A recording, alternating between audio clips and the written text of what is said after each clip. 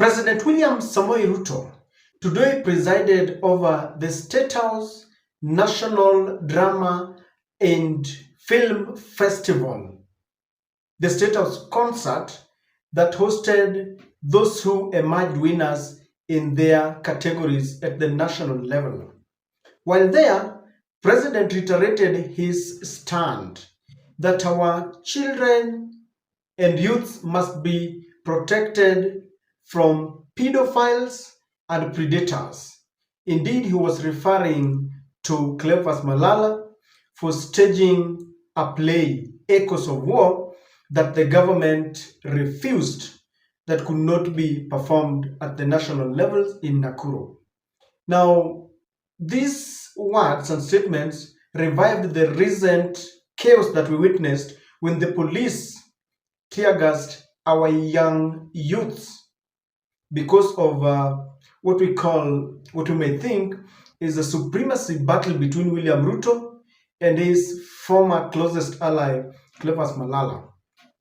But ladies and gentlemen, there are videos that have really exposed the government, because one of the statements that were made to try and justify the reason why Malala could not be allowed to direct that play is that Malala is not a teacher, and so he should not be allowed to direct any play because all these dramas and plays are part of the curriculum.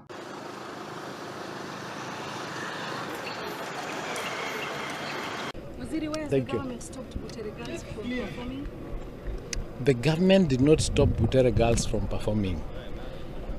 Can you rephrase that question? You are very aware that the students were allowed to perform at 8 o'clock. When they came to the stage and after the national anthem, one of them stepped forward and said they are not willing to perform without their director, Mr. Malala. And Mr. Malala is not a teacher in Butere, he's not a director in Butere, he's not a director of that play. So the students, of their own volition, decided not to participate. But we have a video that has been going viral of a non-teaching staff, a person who is very close to William Samoei Ruto, writing and directing dramas in secondary schools. It has never been an issue. And I want us to watch this, but before that, allow me to present this video here that has also gone viral. And I don't know whether this is being petty. There was a moment when there's a school that was performing the famous song now among the youth, Mapangale. And there is this disabled student who was dancing, and many Kenyans thought he was craving for Ruto's attention, maybe for William Ruto to hold his hands. But William Ruto and the First Lady Rachel somehow ignored them. That is what many Kenyans are saying, and I don't know whether this is petty or it is just part of trying to follow up very closely on what is happening from our leaders. Kindly take a look and tell me your judgment on this. Hey,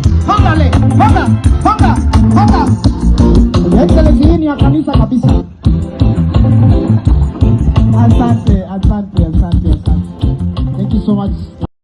What do you think there? I could not judge anything because maybe there was a short moment, and so maybe William Ruto was going to maybe see them later in a closed door, at a closed door meeting or something. But many people thought that student really wanted the attention of the president for some reasons. We cannot judge. You can judge for yourself. But ladies and gentlemen, you've heard there, we are being told that one of the reasons why Malala was not allowed to get closer to the students, and it's very funny because from the county levels all the way to the national levels, it is only at the national level that when they realize that maybe this play was not good enough for our students, it is only at that level when they realize that Malala was a non-teaching staff.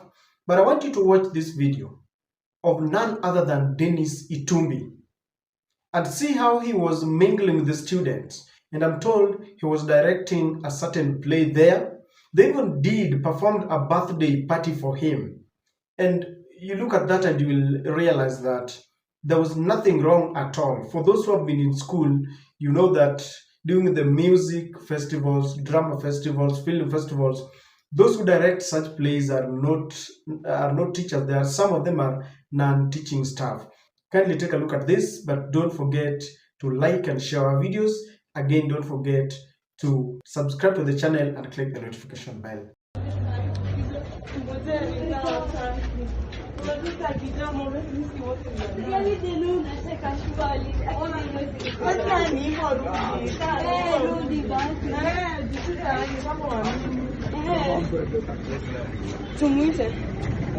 Tumwite ama utaingia? Sawa.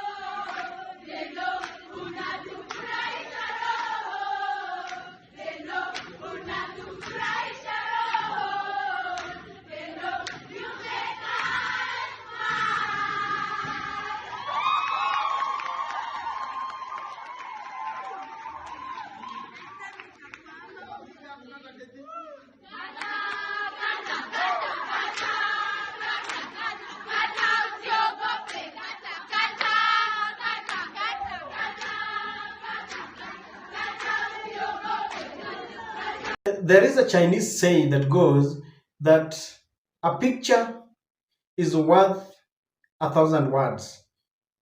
Now it is not even a picture, but a video now, more than 1,000,000 words. They've been saying that, Malala is a non-teaching staff and therefore he cannot be directing this place.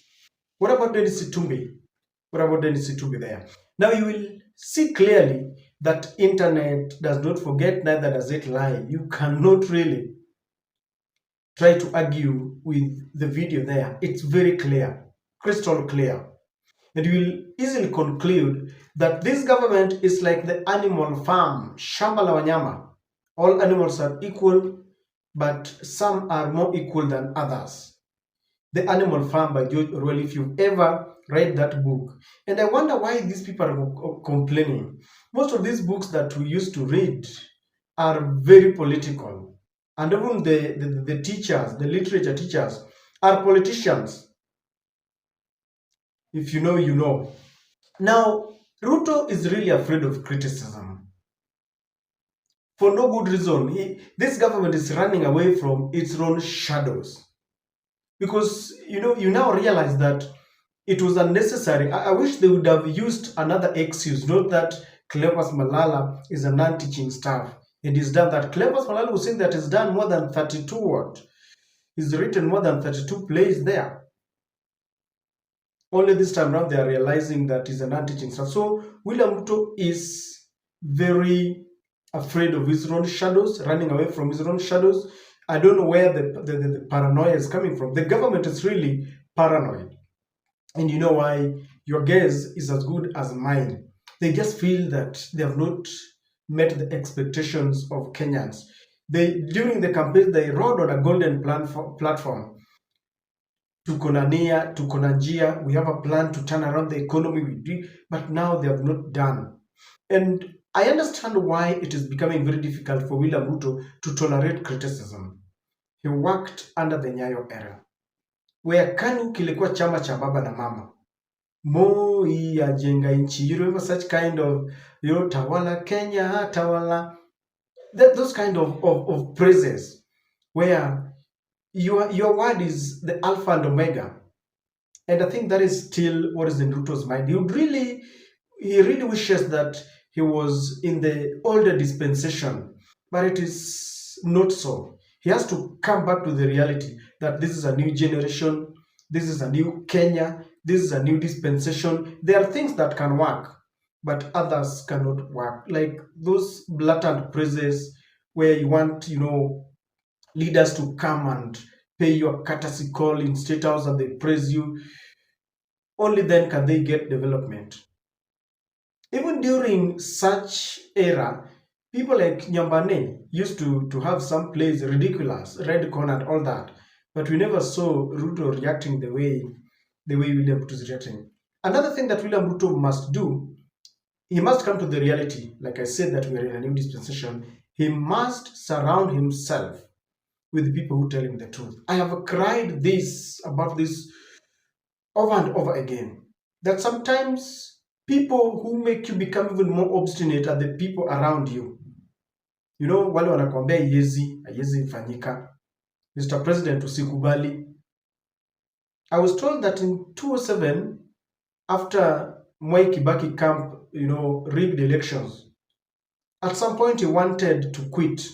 But people like Martha Karua, people like Ambassador Mudhaura told him, you are going nowhere. Wewe sit hapo. Sit there, leave the rest to us. So sometimes the president is managed. I can only imagine if we have people like Aaron Cheruiyot, Oscar Sudi, people like Farouk Kibet. I can only imagine what they are telling William Ruto, the majority leader Kimani Chungwa. I can only imagine what they are now telling William Ruto. Even the broad-based partners, people like Junaid Mohammed. If you don't have the right people around you, you can be led to become more dictatorial. And we are breeding a dictator out of William Ruto. And so that video has really exposed the government. And they should stop telling us that Malala was not allowed to direct that play because he's not a teacher. Let us apply the law equally. Let us not have selective justice. I don't know what to think, but I think William Ruto has really been exposed together with the government.